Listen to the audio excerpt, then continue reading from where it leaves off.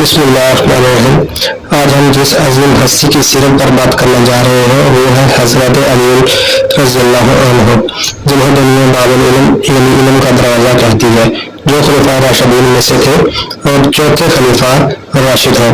حضرت علی رضی اللہ کا نام علی بن ابو طالب تھا۔ نبی کریم صلی اللہ علیہ وسلم کے چچا زاد بھائی تھے اور آپ نے بچپن ہی سے نبی کریم صلی اللہ علیہ وسلم کی آغوش میں تربیت پائی۔ آپ نے سب سے پہلے اسلام قبول کرنے والوں میں شمار حاصل کیا۔ مردوں میں سب سے پہلے ایمان لانے والے حضرت ابو بکر صدیق رضی اللہ عنہ تھے اور بچوں میں سب سے پہلے ایمان لانے والے حضرت علی رضی اللہ عنہ تھے۔ آپ کی سیرت کا ہر پہلو علم، شجاعت، عدل، تقوی اور سخاوت سے بھرا پڑا ہے۔ نبی کریم صلی اللہ علیہ وسلم نے فرمایا، میں علم کا شہر ہوں اور علی اس کا دروازہ ہے۔ حضرت علی کا علم قرآن و سنت پر گہری بصیرت رکھتا تھا۔ آپ کے اقوال آج بھی عظیم و مجموعے میں موجود ہیں جو حکمت و بصیرت کا خزانہ ہے۔ حضرت علی رضی اللہ عنہ کی شجاعت میدان جنگ میں مثالی تھی۔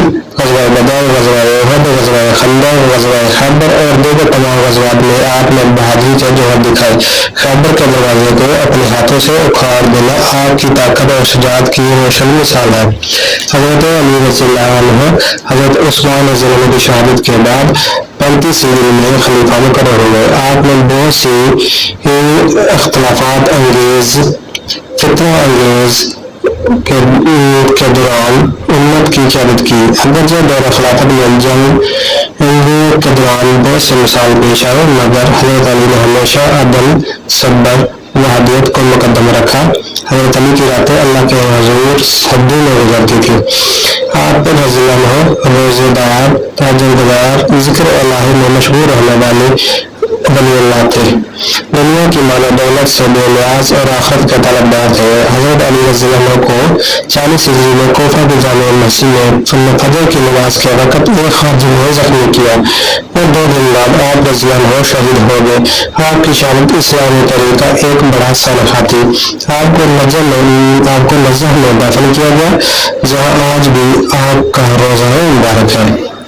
حضرت علی رضی اللہ عنہ کی زندگی ہمیں بہت کچھ سکھاتی ہے، جیسا کہ علم ہو یا عدل، عبادت ہو یا شجاعت، ہر میدان میں ایک مسلمان کو اپنی ذمہ داریاں سمجھنی چاہیے۔ آپ کی زندگی کا کردار اور اقوال آج بھی ہمارے لیے مصلح ہے۔ اللہ تعالیٰ ہمیں حضرت محمد صلی اللہ علیہ وسلم اور ان کے صحابہ کرام کی زندگی کے مطابق زندگی گزارنے کی توفیق عطا کرے، آمین ثم آمین۔